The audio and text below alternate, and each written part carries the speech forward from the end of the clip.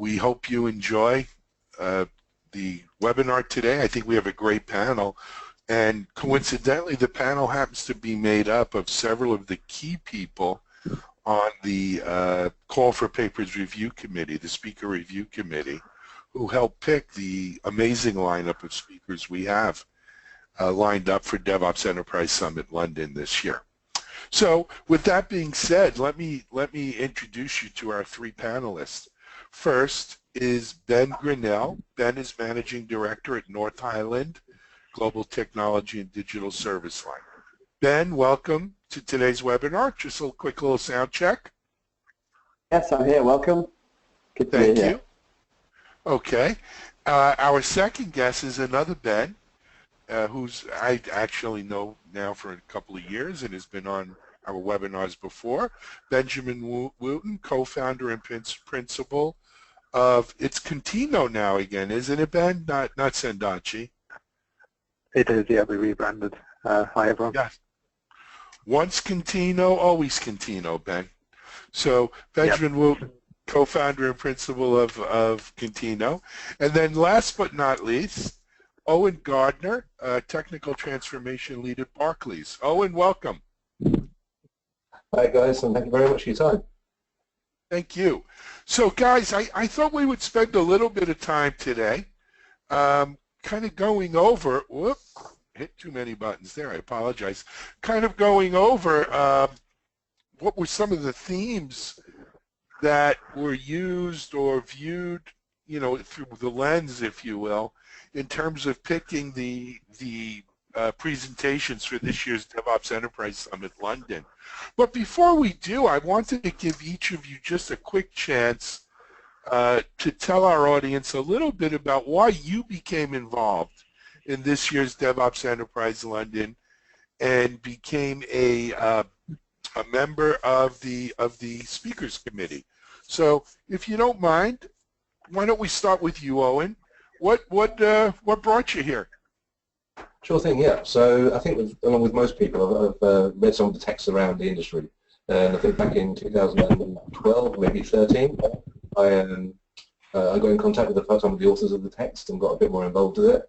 And off the back of that, Gene invited me to go and talk at the DevOps Enterprise Summit in San Francisco in 2014. And I found it a really interesting and useful experience because it's looking at that enterprise level. So as soon as we found out that there was an opportunity to do the same in London, and bring the roadshow to London, it's a great opportunity to take what we do and how we do it and really start sharing it with the broader audience and show that it's not just a US thing or otherwise. It's actually something that can be done and applied in the UK to the UK industry. Oh, absolutely. I agree with that. And if our readership of DevOps.com is any indication, I mean, it's only about 1/3 US based now, and roughly Europe, including UK, is about 1/3 as well, and the rest of the world is the other third. So it's certainly a global phenomenon, and I think we'll see that. Ben Wooten, how about yourself? What drove you to be involved? Well, we all know the kind of the well-known DevOps stories like the Netflix of the world, but what I wanted to do was try to help surface some of these sort of more mainstream DevOps stories from within organizations which you don't necessarily hear about. So, you know, in our day-to-day work, we come across some sort of great stories in mainstream organizations like insurance companies, financial services, and we know some great people who are doing work within those organizations. So essentially wanted to help give those people and those organizations a platform to talk about, you know, what they've done, what's worked for them, what lessons they've learned, etc. So that's what's driven me to be involved. Got it. So if you don't mind me paraphrasing, so you wanted to hear more of the horses' stories and less of the unicorns. I guess so, yeah. I don't really like that term horses. It's a little bit derogatory, but yeah, essentially. Well, we didn't call them mules or donkeys, just horses. But yeah, I get what you're saying. And last but certainly not least, how about Ben? What made you get involved? Yeah, so I've been working with large horses, I agree with Ben, for the last 10 years, and particularly the IT functions, and I read some of the text at the Phoenix project, and I went to the inaugural DevOps Enterprise Summit in San Francisco in 2014 because I was looking for somewhere to get some good examples of big organizations that had had some headway and made some progress in this. And that 3 days was great. I mean, it was across every industry. It was experience reports of people really challenging this. And it was different from a lot of the other conferences I've been to because it wasn't about hearing the people selling their stuff. It was about a community sharing their experiences, and I loved that. And I went back in 2015 and then thought we're going to do this in London. So I was really keen to get involved and make sure we do something similar over here because I think most of my clients, they're not looking for which technology they use, they're not looking for which vendor they need to pair up with. They're just looking for how can I convince the rest of my team and the rest of my firm to get on board with this. And the best way to do that is to point to people in my industry that have done it. And that's the most powerful thing we can do is to share some of those stories. Got it. I agree. I agree. So, gentlemen, with that being said, let's talk a little bit about, what were some of the overriding themes that Gene and yourselves wanted to bring to the forefront with this year's speakers lineup, and kind of the way we've broken them up, as you can see from the slides, is it's sort of an overarching theme with some sub-themes, if you will, underneath it. So the first sort of big overarching theme were people and culture. And interestingly, I think all three of you have mentioned this, and maybe not using the word people or the word culture, but the concept of it. All three of you have mentioned it in terms of reasons why you got involved in this year's event. But, before we dive in, I wanted to give each of you the chance to, do either any of you want to just give a quick word about people and culture?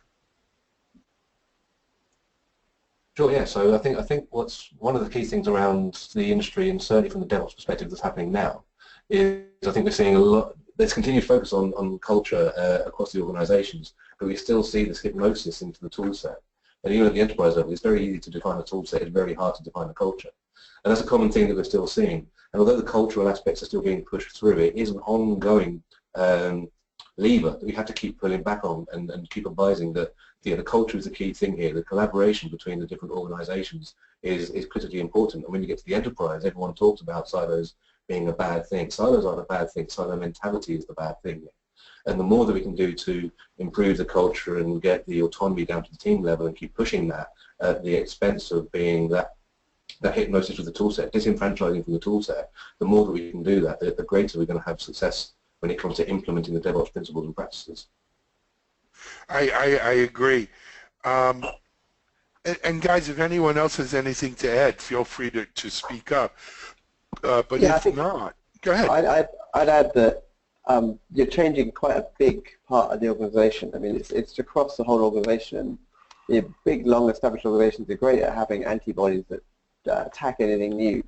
I think the bottom-up culture of DevOps has started in some of the technology functions, but it's across the board. So if you look at right at the top level where you've got businesses, boards deciding what to do and looking at business cases that say we can do this or we can do this, and they're judging them based on how certain they are that they can achieve those successes and those benefits based on what they're looking at. And that whole culture of going for the safest bet and trading off specifications against each other has to change to something that's much more experimental and learning that. And that's not a transformation of the IT function, that's a transformation of the whole company, right up to the board level.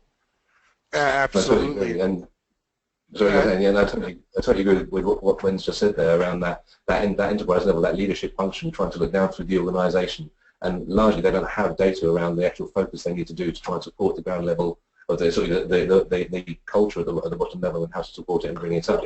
And the more that you can create that dialogue between the very senior leadership and the ground level, the more success you're going to have when you try to implement these kind of successes, because fundamentally the board and the senior executive of the organisation are not going to have the same the same view of the challenges that are being faced by the people that are actually doing the work at the ground. And the more you can tap into that understanding, that SME knowledge, the greater the chance of success is going to be. So let me add something to this, though, folks, and that's this.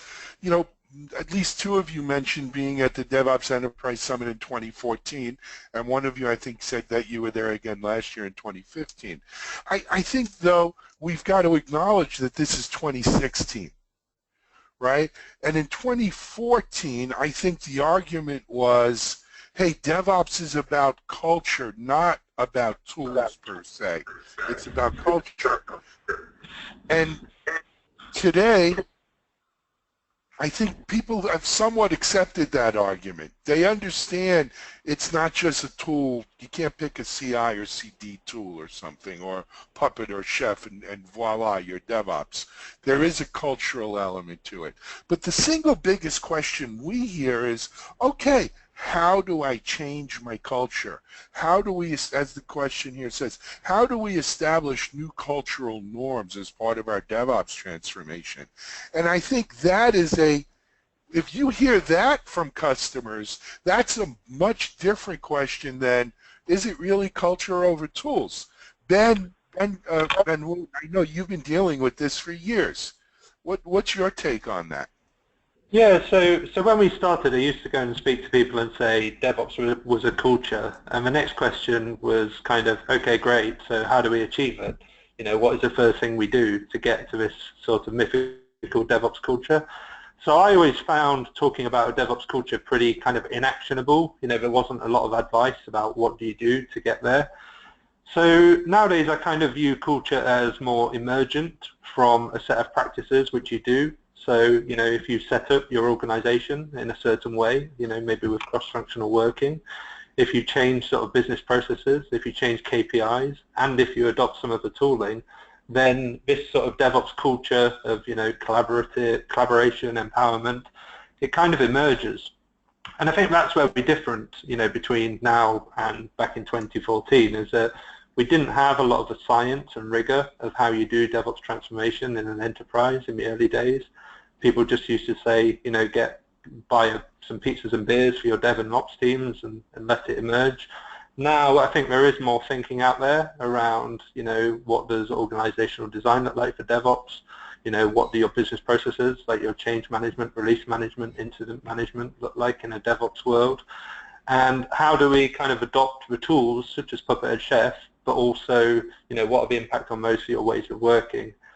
So I do think, you know, we've come a long way over the last few years. I think we're in a better place in 2016, and I'm hoping that that comes through in the DevOps Enterprise Summit, you know, that kind of actionable. You know, in that same vein, Ben G, if I can call you that, you were at last year's DevOps Enterprise Summit too, right, the 2015 one, and I think already there a lot of people were wanting to see, okay, we saw it in 2014 and now we've seen the continued evolution in 2015. What does 2016 have to show us? So was this something that you gave thought to in terms of being on the committee and in looking at submissions? Yeah, it was, because I saw a lot in 2015. People came back and spoke again, or they were attending as attendees this time when we spoke last time. So we did get quite a good update on their journey.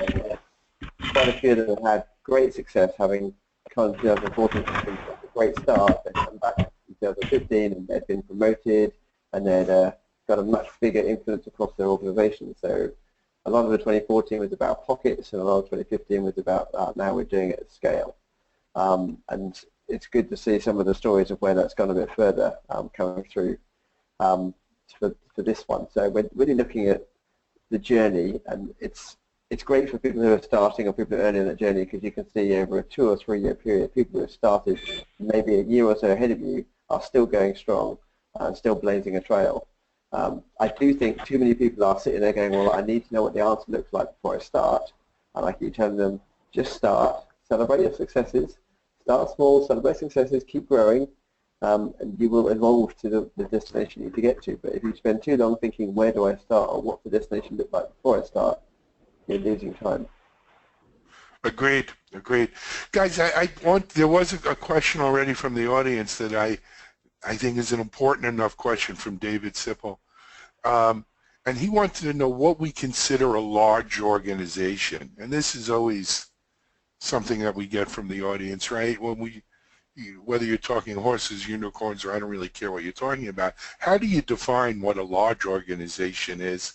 In my mind, I tend to think of it as more than 5,000 or 10,000 people. But I'll throw it out to each of the three of you. How do you define a large organization? Well, I work for an organisation of 144,000 strong, and that's definitely large. Yeah, So, no doubts about it, large. But where is that threshold, do you think?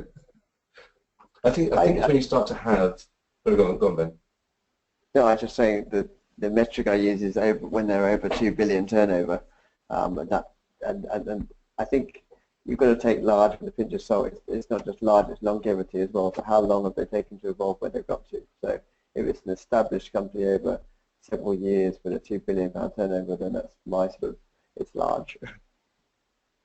Sure enough. And for me, you have to look at it a little bit, you're dodging the question slightly, but even when you're up to 3 or 4 kind of teams who are building applications and deploying their own applications, at that point you can perhaps, scale it in a different way. Maybe sort of inject a team who are responsible for your path to production. Once you get to that stage of 3 to 4 applications, you're going to start breaking off shared service teams. So even at that level, I think DevOps thinking becomes relevant to avoid that kind of creation of silos. So, for me, DevOps becomes relevant once you get to 20 or 30 people, even though that's not necessarily a large organization. So we've seen that. I've seen that happening with startups. So we've worked with some startups. They've got to a certain amount of scale. Maybe they've raised some funding and they start to industrialize their IT department. But then they start to make some of the mistakes which the rest of the IT industry has made over the last sort of 10, 20 years. And they need to inject DevOps thinking even at that early stage. So let me ask the next question, and probably the last question on people and culture before we move on. And that is, I think we've heard from the three of you as well as from other speakers in the past that leadership, top-down leadership, affecting cultural change is so important to a successful DevOps transformation. But is it DevOps specific? In other words, is there something special about leadership in a DevOps transformation that in a non-DevOps environment, if we can use the word traditional, IT organization, the leadership is different? Or is leadership across the board? Owen, you've been in a leadership position and, as you said, a large organization. What do you think? I actually lost the last 10 seconds of the question, so sorry, would you just want to repeat it? Oh, I'm sorry, I'll repeat it quickly. In other words, is being a leader in a DevOps-enabled organization terribly different from being a leader in a traditional organization? I think in the key ways, probably not so much, because what you're doing, you're still leading the organization, you're still setting direction, you're still communicating downwards to what is important to the vision statements, what's important where you're going. And those things are all consistent with existing and old organizations and so on.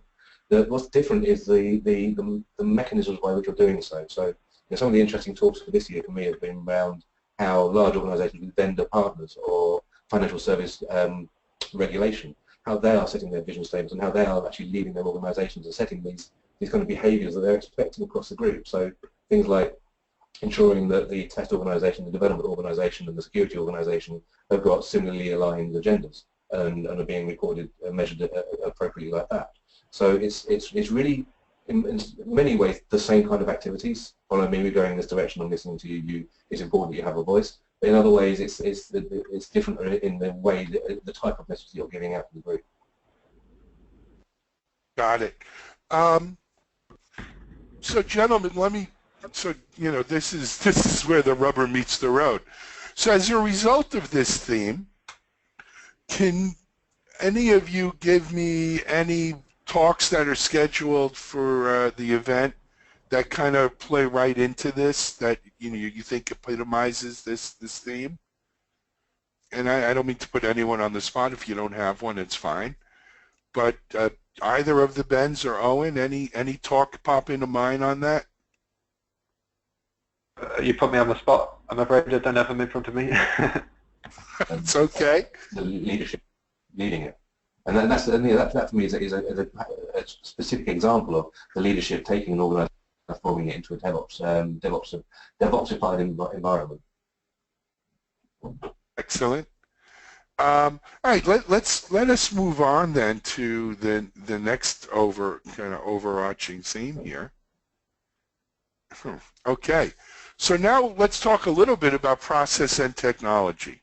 So we've spoken about culture and people, process and technology. Ben Gardner, what does this mean to you? I'll take that one as Ben Grinnell. Yep. But, I'm sorry, where did I got him? Got Gardner on my mind. I apologize. Owen, you can do every other sentence. Okay. I think the process and technology bit, I guess, it's really the fact that a lot of the processes we're talking about go across lots of different functions in the organization. So in most of the traditional big companies I look at, the processes within the silos are owned by the silos, and when you try and change one, it's not just, I've seen people change, they've done agile development, but they haven't done DevOps, and then they've got DevOps working, but they still haven't changed the procurement function that starts it all off, or the budget setting function that starts it all off. So if you look at the end-to-end process of delivering change, that's a big change to make in an organization. It requires several of the C-suite executives to buy into it, or their reports to buy into it. So when you're looking at that overarching process, it's often underestimated what a big change that is. Agreed. Owen or Ben Wooten? But I think what's underestimated though is the sort of size of the prize for doing that. Like if you look at how difficult it is to get anything done in a lot of sort of big enterprise IT shops, if you map that out, like all of the handovers and all of the work and all of the manual work and all of the process which has to be followed to do something like provision a server or perform an application release, that sort of time to value can be sort of incredibly long. Whereas if you kind of map it out in, today's sort of modern world where you have like a cross-functional DevOps team and they're provisioning infrastructure using self-service and they're using maybe containers to deploy their applications, then that process can become very, very sort of lightweight and lean. So it's incredibly sort of difficult to get from that start point to that end point, but it just amazes me like how much waste there is within enterprise IT generally and the size of the prize generally as you move towards DevOps. But I really agree with you, Ben, there. And one of the challenges I have is, do you start by looking at all that existing process and negating everything else and stripping it down to its bare bones, or do you just say, I'm going to move all that to one side and create a new one from scratch? And it's quite difficult to get either approach to work really well. But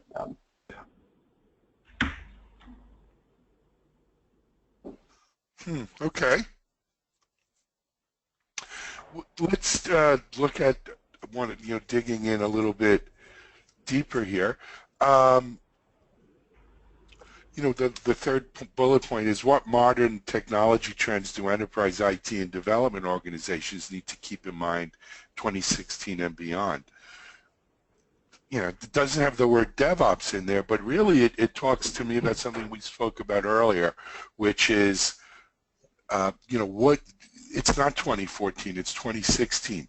Where do you guys see this going? What technology trends on the horizon, or maybe even closer, are already affecting, what we're doing around DevOps, what we're doing around transformations?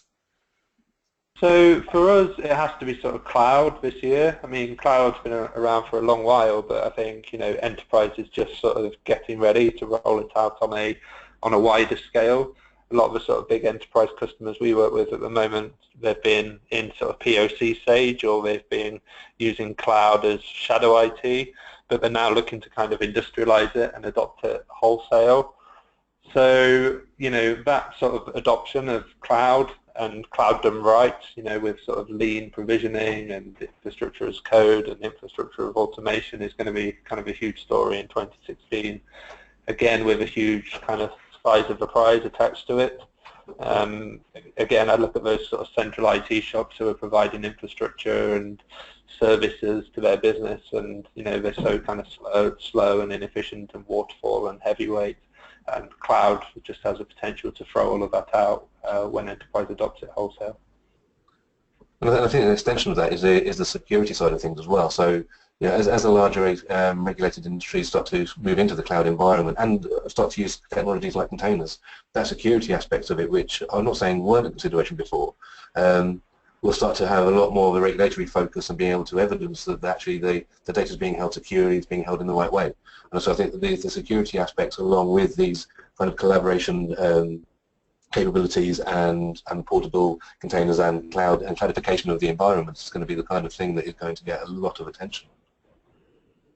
And I think the final overarching sort of trend that isn't a new one, but it's that the pace of change, and therefore the time it takes you to build something, is almost longer than its useful life. So if you're not using some of these techniques, then you're starting to get a situation where you're building things that are already expired by the time you built them. So you've got to get more agile, and you've got to be able to change things on the fly, and that pace is continuing to increase, and I think will continue to increase. So I don't think anyone's building solutions for 2020 today anymore, and that's not a very long lifespan. Yeah, that's totally fair. And on top of that building aspect as well, a lot of the stuff that I'm hearing from other areas in the industry is trying to focus on the differentiating capabilities. So things like payment systems, which are very vanilla. People will be looking to step away from building things that don't make a difference to their organisation or their presence in the market, and will start to look at consuming. So then, how do you build or consume product within a DevOps kind of environment, and have that readily available to, and have that conversation with the vendor as they're providing that change. Fair enough. So I'll ask the same question as the previous slide, guys. Any particular talks come to mind that you were enthusiastic about that kind of hit on this theme? So one that has stood out to me, anyway, particularly on this totally regulated and controlled environment, is the focus on the toolset. Is the DevOps in a highly regulated financial infrastructure company, and that looks at the specific ways that you have to mechanize your environment in that type regulated environment. Mm-hmm. But conversely, and I don't know why, but whenever we do surveys at DevOps.com, so that's objective, subjective.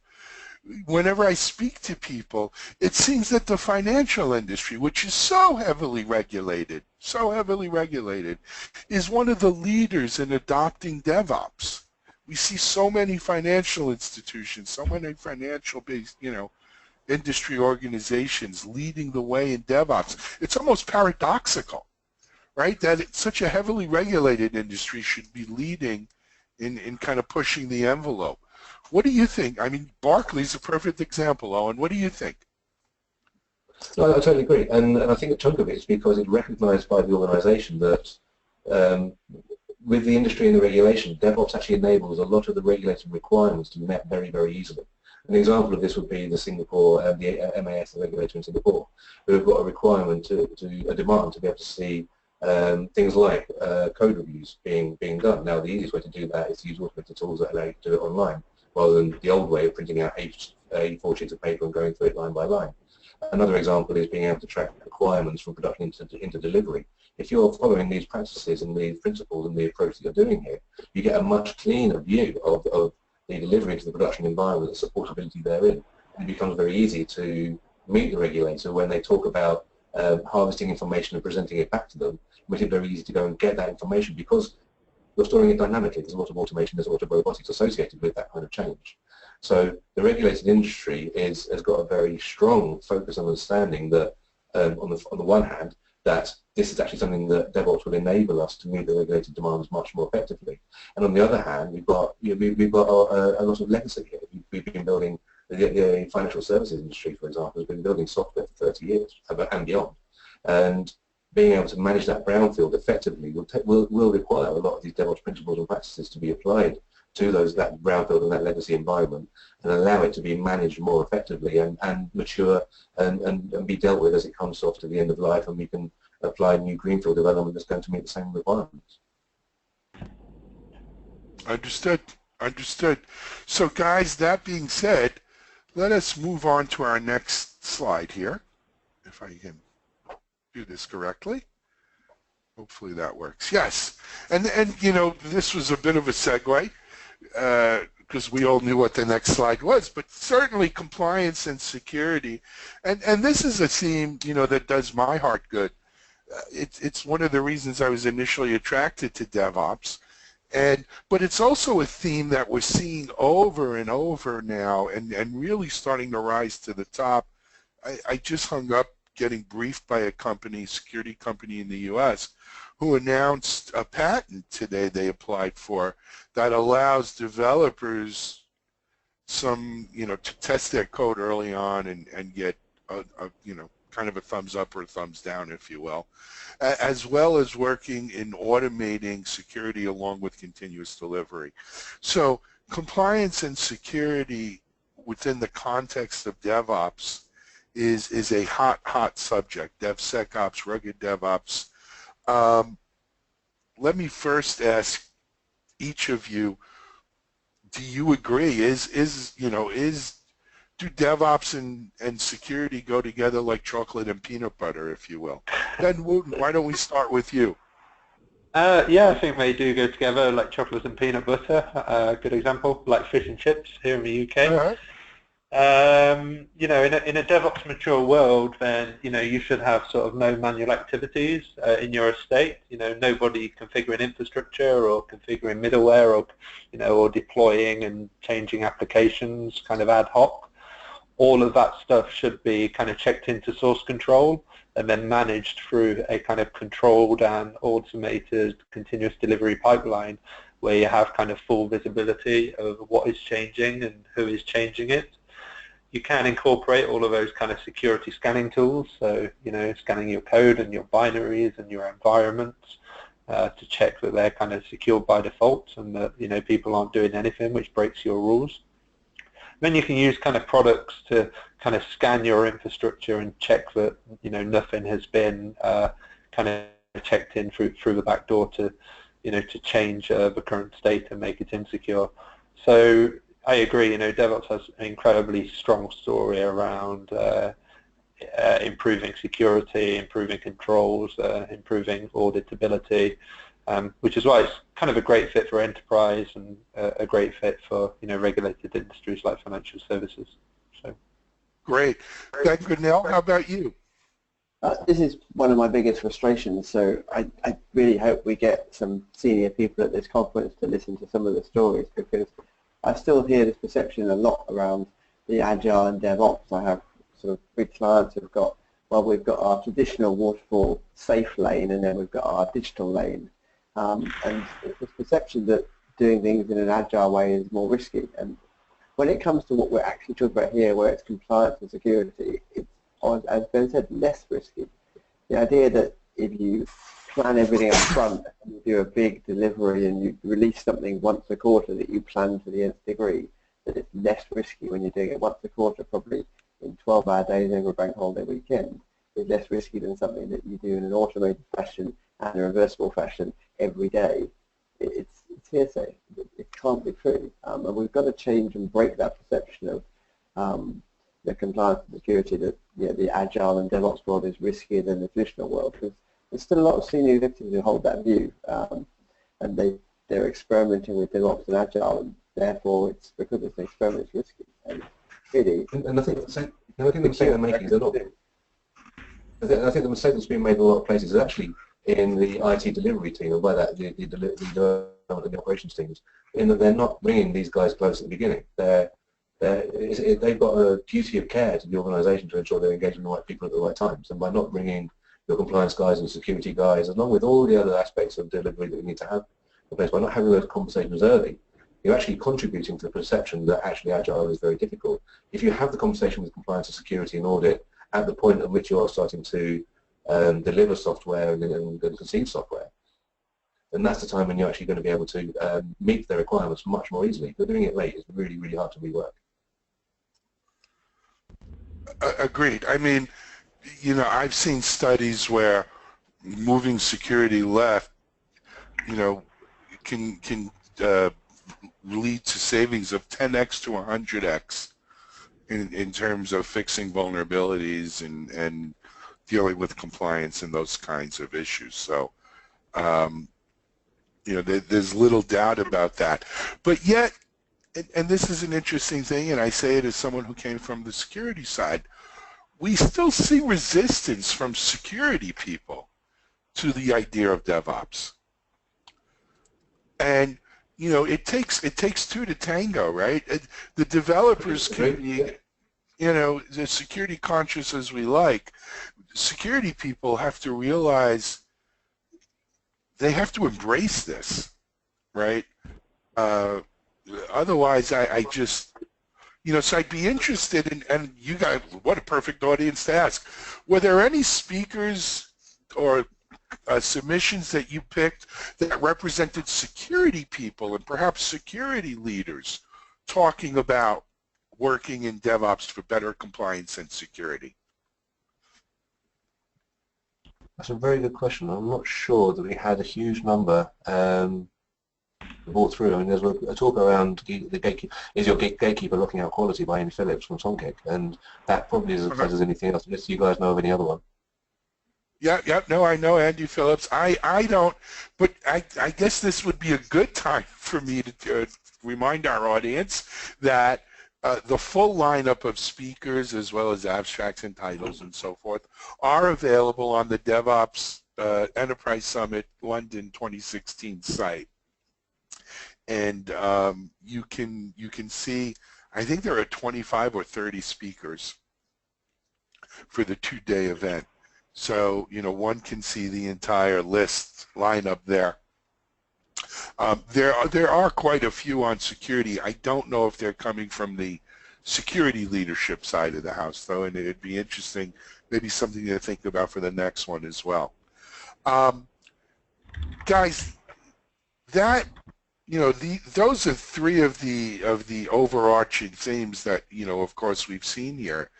And let me move away from that now, and let's have a little bit more conversational. We have a couple of questions out here. If you had to pick one presentation that you're really looking forward to, and what would it be?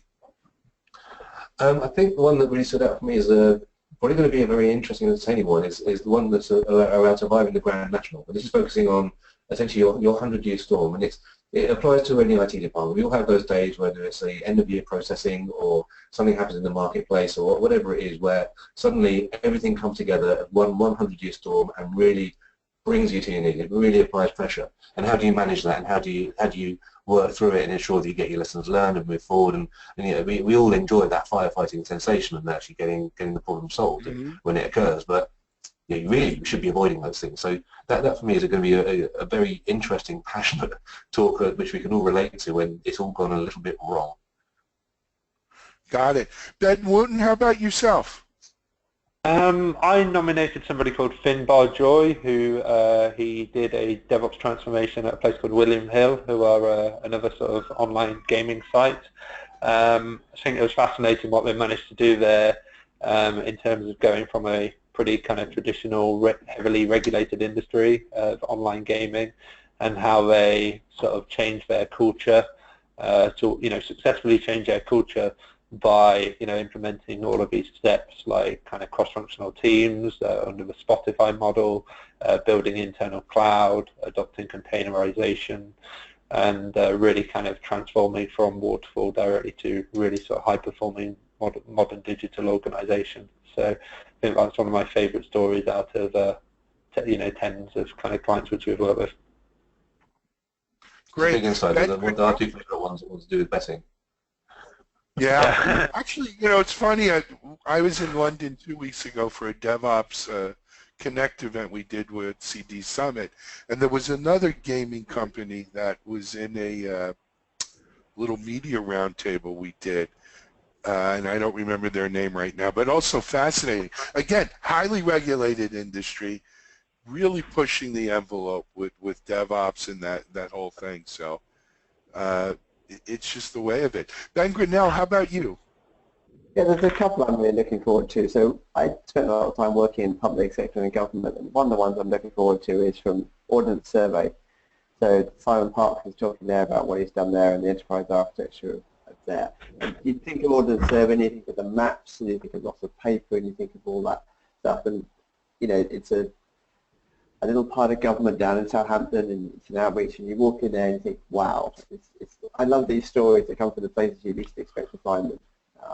So I'm looking forward to that one, and I'm also looking forward to the one that we're hearing from Pat Reed around sort of agile accounting, and that's a little bit more boring, but for a lot of people, the issues with changing a lot of your projects to services and changing a lot of your CapEx to OpEx is quite significant. So not for the IT function, but for the finance director that they're trying to convince to do it. So I think that's going to be really useful for some people.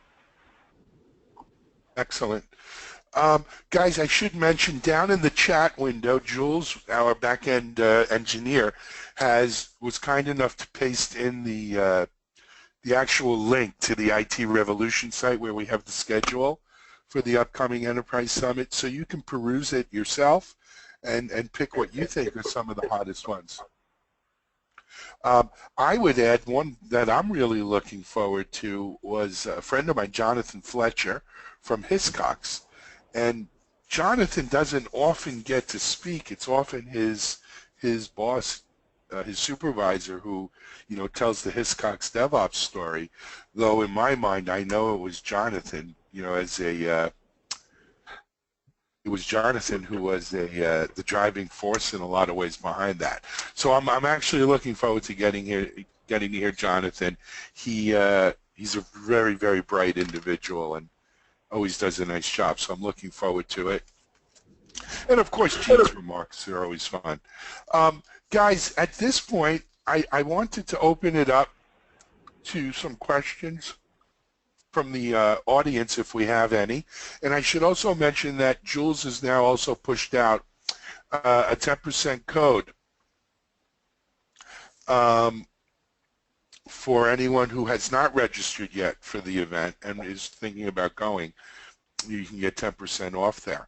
That being said, I know David had mentioned a question or two. If you have any questions, please type them into the question section and we can ask our guests. If not, well, we're way past 45 minutes into this, so we're kind of on time.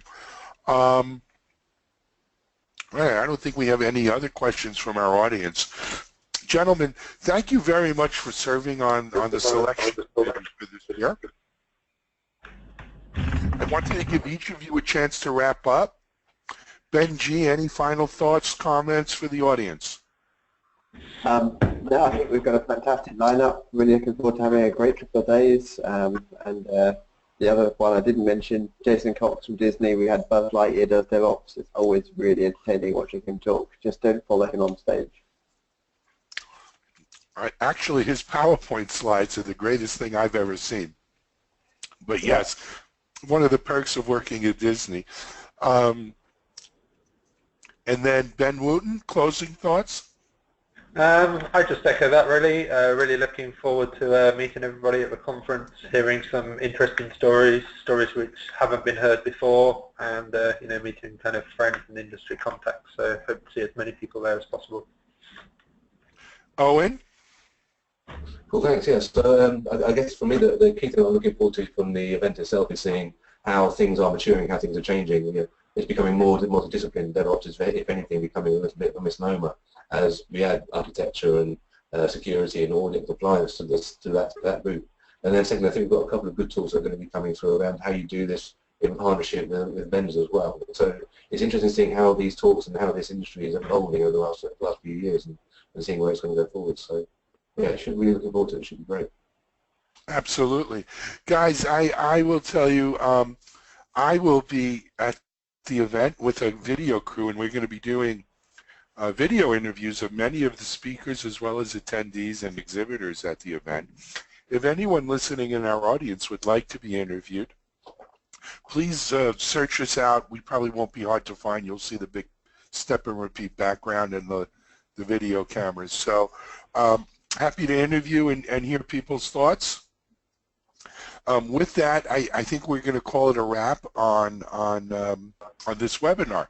So Ben and Benjamin, Owen, thank you for, as I said, being on the selection committee as well as appearing on today's webinar. To our audience, thank you very much. Just a reminder, we're just a few weeks away from DevOps Enterprise Summit London 2016. I believe June 30th, July 1, Hilton Metropole, London. We hope to see you there. Until then, though, this is Alan Schimmel for DevOps.com. Thanks and have a great day.